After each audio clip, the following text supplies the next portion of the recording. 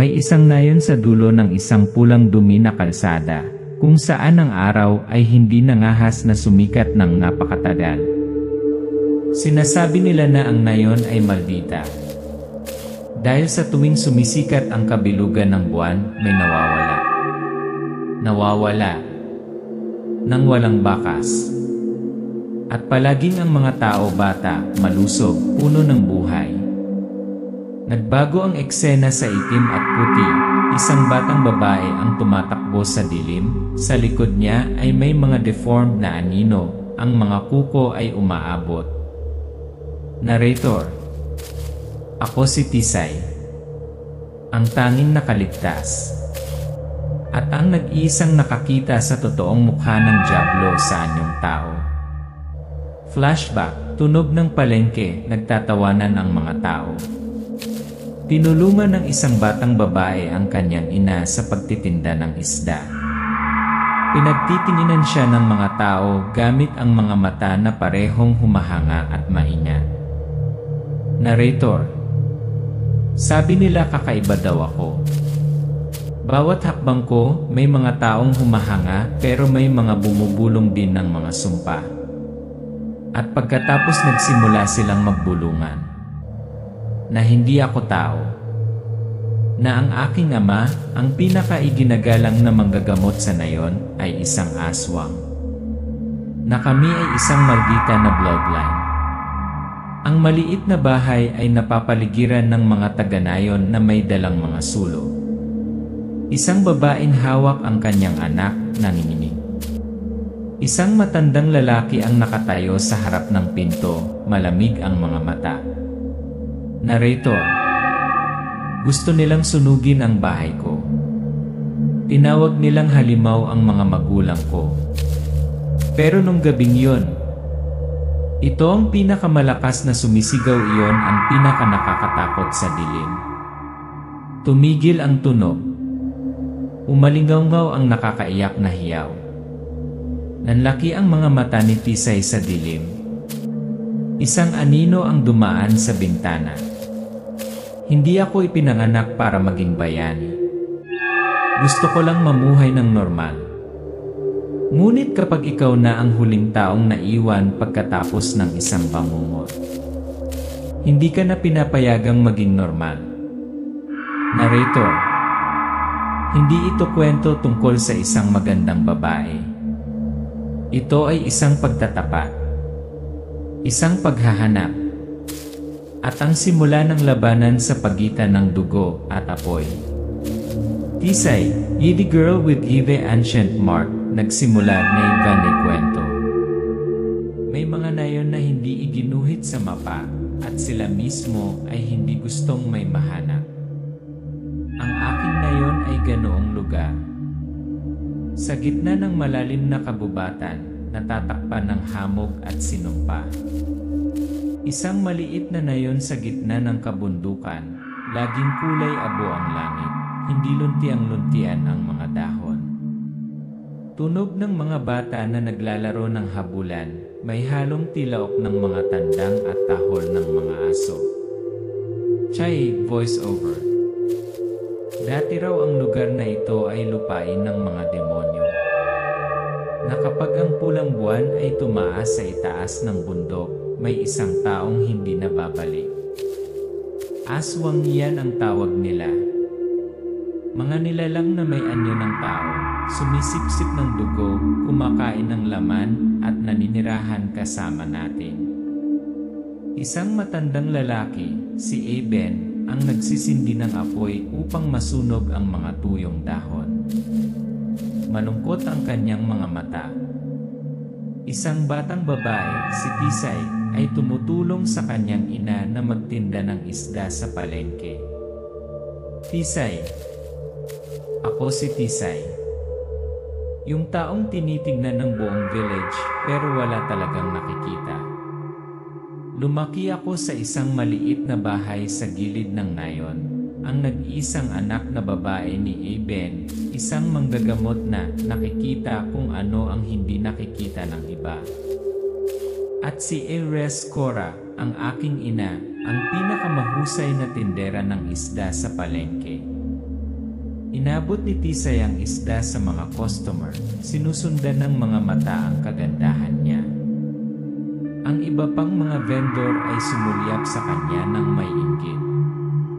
Chay, voice-over. Ang sabi ng nanay ko noon ay kasing ganda ako ng lunar eclipse. Lahat ay gustong makita ito, ngunit lahat ay natatakot. Ang takot na yon ay unti-unting nauwi sa selos. At ang selos ang pinakamapanganib na fuse sa isang maliit na nayon. Eksyon sa gabi, isang binata ang kinalagkad sa kabubatan. Isang hiyawan. Mabilis na mga hiwa, dugo, ang takot ng mga mata ng mga taga-nayon. Chay, voice-over. Pagkatapos ay nagsimula ang mga pagkawala. Isa pagkatapos dalawa pagkatapos tatlong tao. Walang nakakita, walang nakakaalam. Ngunit ang mga bibig ng mga taga-nayon hindi kailanman naging tahimik. Tanawin sa bahay ni Eben, nagkukumpulan ang mga tao sa labas, nagbubulungan. Si Mercy, isang batang babae, ay bumulong sa tainga ni Enrea Lucia. Enrea Lucia, I told you simula nang lumaki ang maliit na si Tisay, nagsimulang mangyari ang mga kakaibang bagay. Mercy, sumisigaw.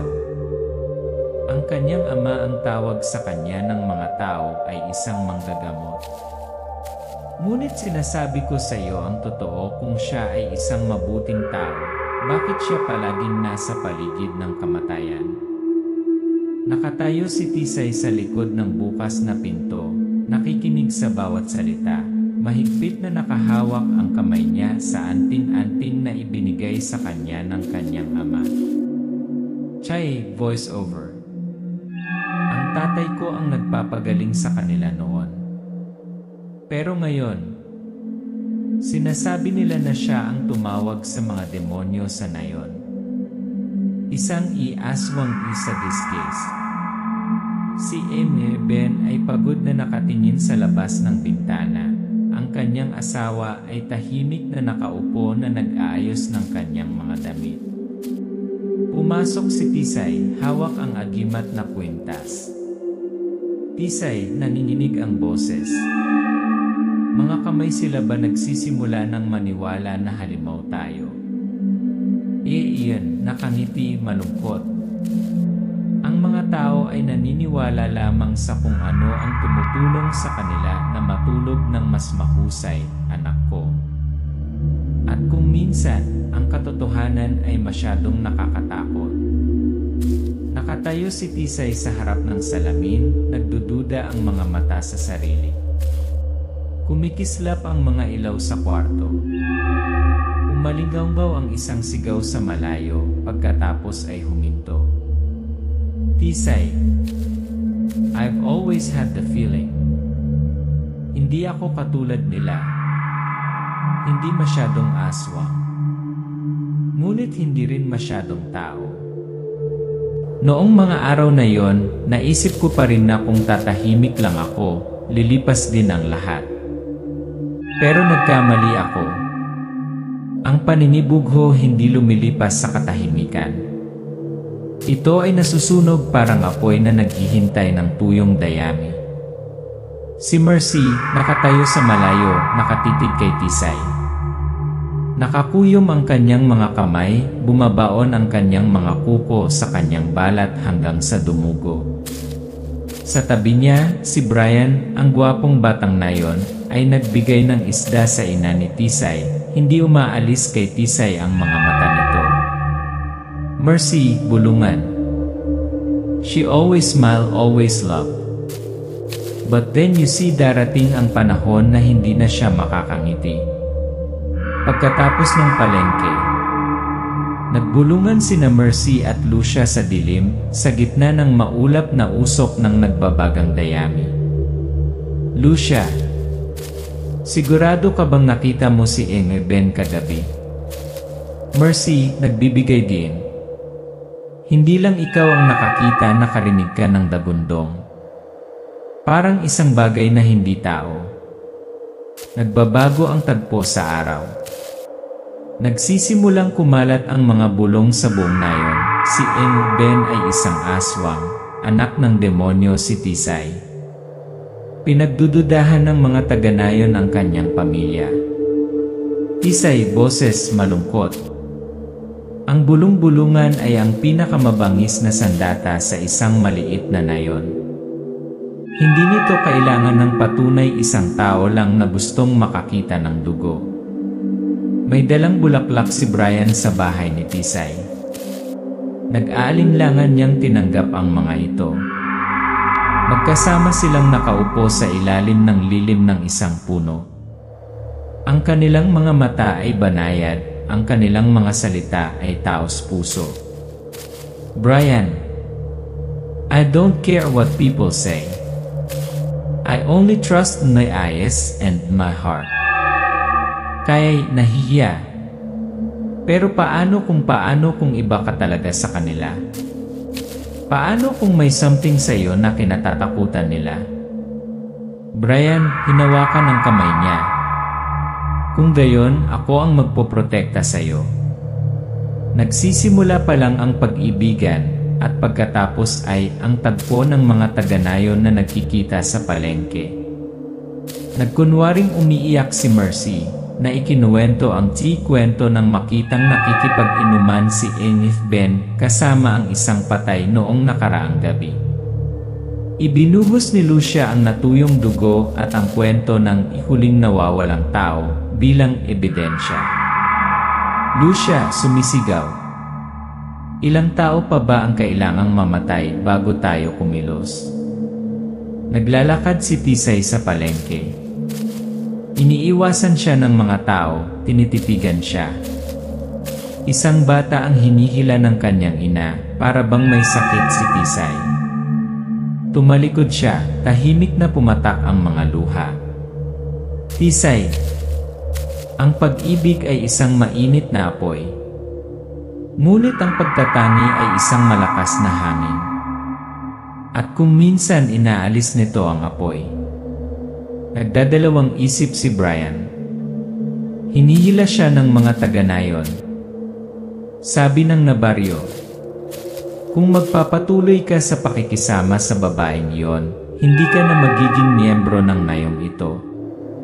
Pumili, pag-ibig o ang iyong pamilya. Pumunta si Brian sa bahay ni Tisay, ibinalik ang panyo na ibinigay nito sa kanya. Ang kanyang mga mata ay pula. Brian, Tisay, patawarin mo ako. Pero hindi ko kaya. Naiintindihan mo ba? Tisay, nanininig ang boses. Naniniwala ka rin sa kanila. Brian, pinikit ang mga mata, bumulong. Hindi ko na alam kung ano ang paniniwalaan ko Tumalikod si Brian. Kumalabog ang pinto. Tumayo mag-isa si Tisay. Umihip ang hangin, magulo ang buhok. Kumikislap ang lampara. Isang uwak ang nakaupo sa bubong, nakakatakot. Sabi ni Tae, iyon ang sandaling naintindihan ko, hindi na ako magiging ordinaryong babae. Pinatay nila ang aking pag-ibig sa malupit na salita. Ngayon gusto nilang sunugin ang aking laman at dugo. Ang mga taga-nayon ay nagtitipon sa gabi. May hawak na mga sulo. Sumisigaw. Si Mercy, Lucia, nangunguna sa daan. Lucia, sumisigaw.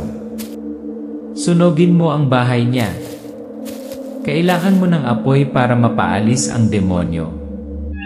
Yayakapin ni Tisay ang kanyang ina. Tatayo si Ben sa harap ng pinto. Walang takot. Mahigpit ang pagkakahawak ng kanyang mga kamay sa kahoy na bar. Palubog na lamang ang araw sa likod ng bundok, nababanaag ang liwanag ng apoy sa kanyang mga mata. Tisay, nang gabing iyon walang dumating para iligtas kami. Noong gabing iyon nakita ko ng malinaw ang totoong mukha ng nayon kung saan ako sinilangan. At noong gabing iyon sinimulan kong marinig ang tawag mula sa bloodline na natutulog sa loob ko. Habang nagsimulang magtipon ang mga sulo, alam ko dumating na ang sandali. Wala ni isa sa amin ang may kasalanan. Ngunit ang dugong dala ko ay pinili mga henerasyon na ang nakalipas. At ngayon, ito ay paggising. Sa bahay. Ang kanyang ama, si Emil Ben, ay nakaupo sa banig, binubuksan ang isang lumang kahon na gawa sa kahoy.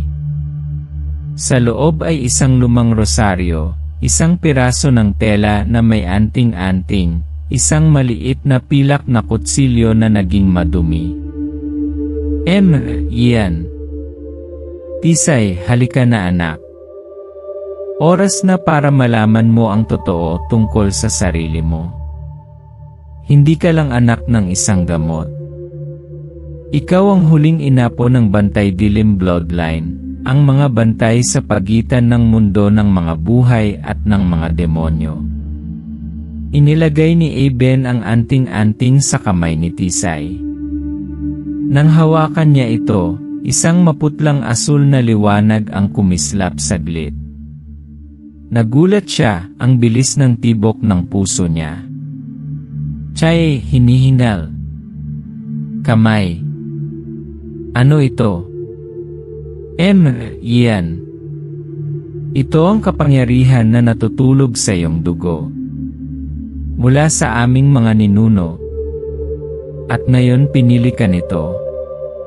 Ibinibigay ni Eben ang ritual ng proteksyon, kung paano gamitin ang langis ng exorcism, kung paano makilala ang aswang kapag namatay ang ilaw, at kung paano maramdaman ang hininga ng masamang espiritu. Ian, mahigpit. Ang nagtataglay ng markang ito ay hindi nabubuhay sa kapayapaan. Nabubuhay sila para protektahan. At minsan, magsakripisyo. Isang malakas na sigaw mula sa malayo. Tumakbo si Tisay sa pintuan. Sa labas, dumarating ang 12 ng mga taga-nayon na may mga sulo. Pinangunahan ni na Mercy at Emra Lucia ang daan. Sumigaw sila, sunugin ang bahay ng aswang, exorcism. Exorcism! Tisay sumisigaw. Nandito na sila. Kamay, inay. We must go. Cora, hinawakan ng mahigpit si Tisay. Hindi kailangan mong mabuhay. Ikaw ang aming huling pag-asa. Kinuha ni Ben ang kanyang anting-anting, ilalagay sa liig ng kanyang asawa, pagkatapos ay ilalagay ang isa pang anting-anting kay Tisay. Ian, nakatingin ng malalim sa mga mata ng kanyang asawa at anak. I will hold them back. Kayong dalawa must go. Now. Cora, nanininig. Ben, hindi ko kaya. Ian, malumanay. Matagal ko nang nakita ang panaginip na ito. Ang pangarap na mabuhay kayo ng bata at mawawala ako sa apoy. Lumabas si Ben na tahimik ang mga taga-nayon nang makita siya. Lalong lumakas ang ihip ng hangin. Isang kidlat ang kumikislap. Nagtaas siya ng kamay. Ian, sumisigaw ng malakas. Kung naniniwala ka na ako ay isang dyablo, pagkatapos ay hayaan mo akong panatilihin ang apoy na ito para sa aking sarili. Nagtatapon siya ng langis ng exorcism sa paligid ng bahay, na lumilikha ng proteksyon na bilog. Ang apoy ay sumiklab, ngunit ito ay isang sagradong apoy. Ang mga taga-nayon ay umatras, takot na takot. Samantala, si Tisay at ang kanyang ina ay tumakas sa likod ng pintuan, tumatakbo sa kakahuyan. Ikinuwento ni Tay, maluha-luhang. Tumalikod ako minsan lang. At nakita ang aking ama nakatayo sa bilog ng apoy. Hindi natatakot ang kanyang mga mata.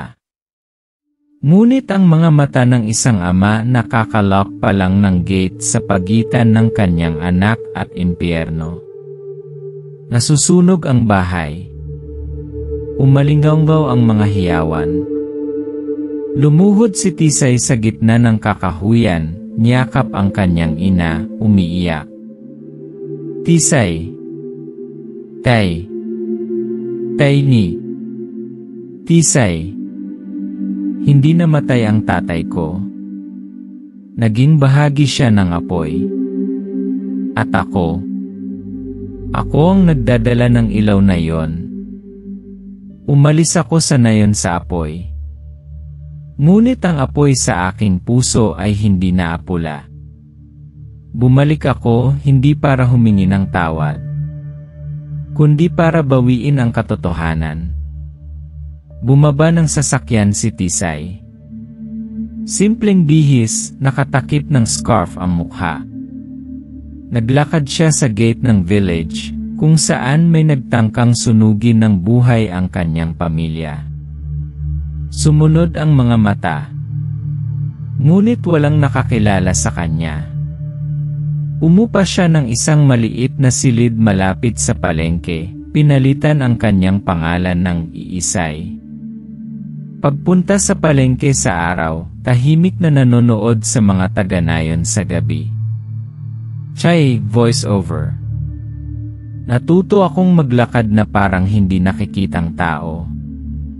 Nakikinig na parang anino. At narinig ko ang mga bagay mas nakakatakot kaysa sa anumang sigaw.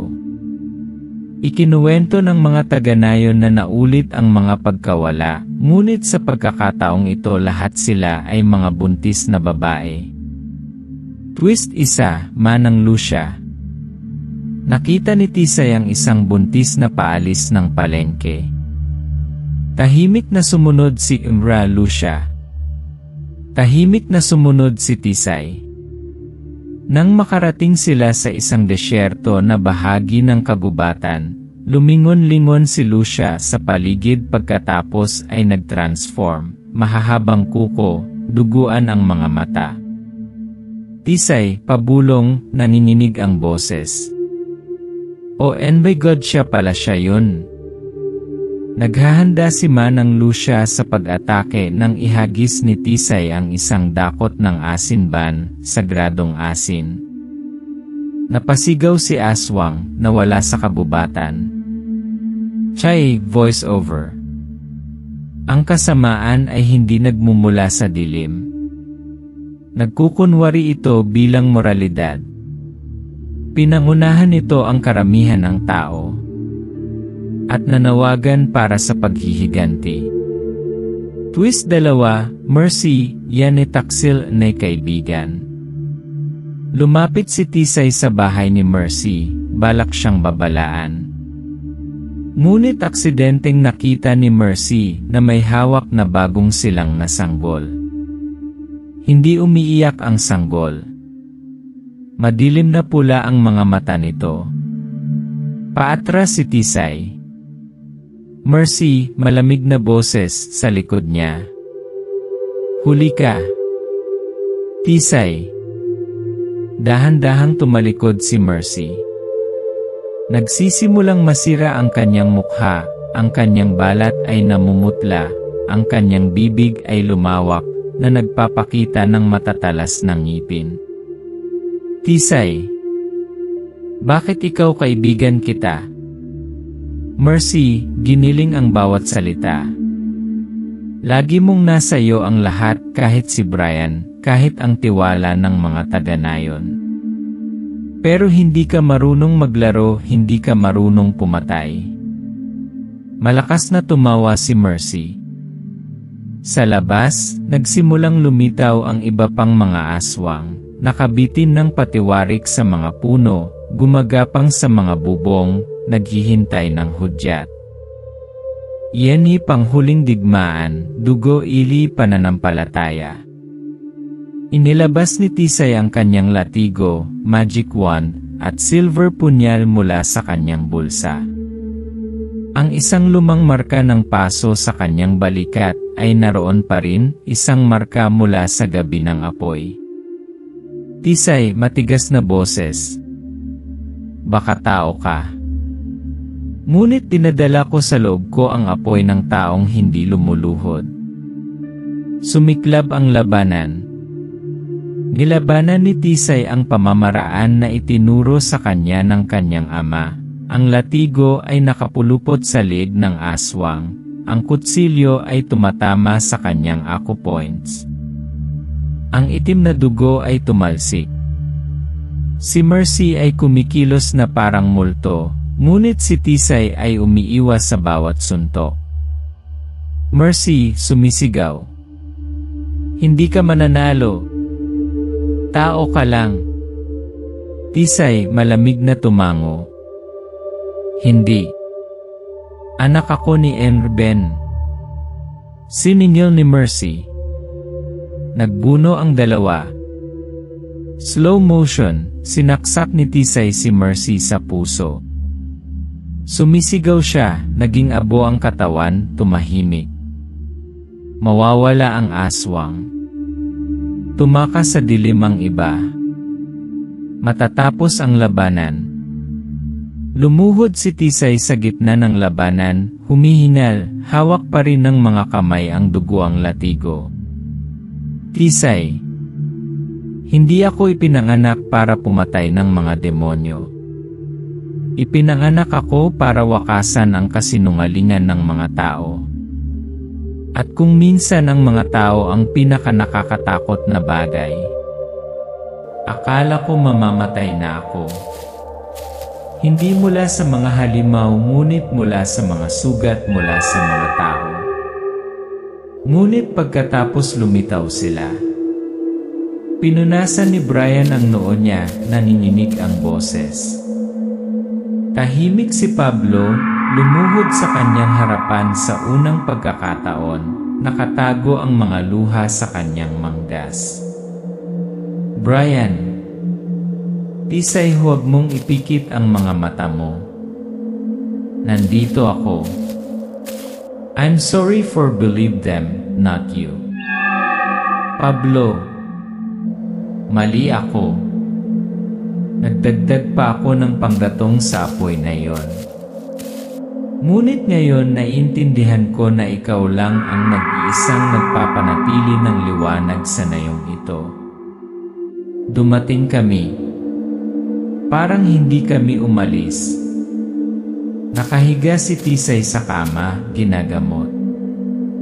Tahimik na nagkukumpulan ang mga tao sa harap ng bahay. Walang sinabi. Walang nangahas na humakbang pasulong. Hanggang sa si Lucia, ang matandang nakaligtas sa insidente, ay humakbang pasulong. Lucia, luha sa kanyang mga mata. Tisay, pumunta kami dito hindi para humingi ng tawad, pero para sabihin nagkamali kami. Ang mga tao ay yumuko isa-isa. Sa kanilang mga kamay ay may mga bulaklak, pagkain, at kahoy, mga materyales para makatulong sa muling pagtatayo ng kanyang nasunog na bahay. Tisay, dahan-dahan, ngunit malamig. No apology, maibabalik ko ang mga magulang ko. Ang nawala hindi nababalik. Katahimikan. Ang mga tao ay hindi nakaimik. Ngunit pagkatapos ay dahan-dahang humakbang si Tisay sa beranda. Ang kanyang mga mata ay tumatama sa bawat taong minsang may hawak na sulo sa kanyang pamilya. Tisay, patuloy ngunit lumalambot. Ngunit hindi ako ipinanganak para magtanim ng sama ng loob. Ipinanganak ako para protektahan. Parang tatay ko.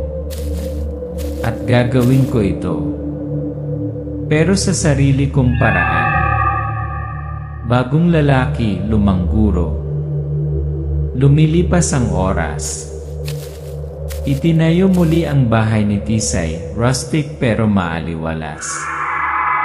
Tuwing umaga, dumarating ang mga tao upang humingi ng gamot para sa mga anting-anting, para sa payo. Wala siyang tinatanggihan. Chay, voice over. Kahit masakit pa rin natututo akong magpagaling. Hindi lang ang mga sugat sa aking katawan, kundi pati na rin ang hindi nakikitang mga sugat. Wala nang tumatawag sa akin na halimaw. Ngunit hindi ko nakakalimutan na ang mga pinakanakakatakot na tao ay palaging ang mabait na nagsasalita. Tahimik bago diyan ay kagubatan. Gabi. Umiihip ang hangin sa kabubatan. Tahimik na kumikinang ang bahay ni Tisay sa ilalim ng oil lamp. Mag-isa siyang nakaupo sa may pintuan, suot ang balabal ng kanyang ama. Sa kanyang kamay ay isang lumang pilak na latigo. Tumingin siya sa kagubatan, kung saan ang kadiliman ay hindi kailanman ganap na nawala. Lumalakas ang hangin. Isang mahinang alulong ang umaalingaw sa gabi.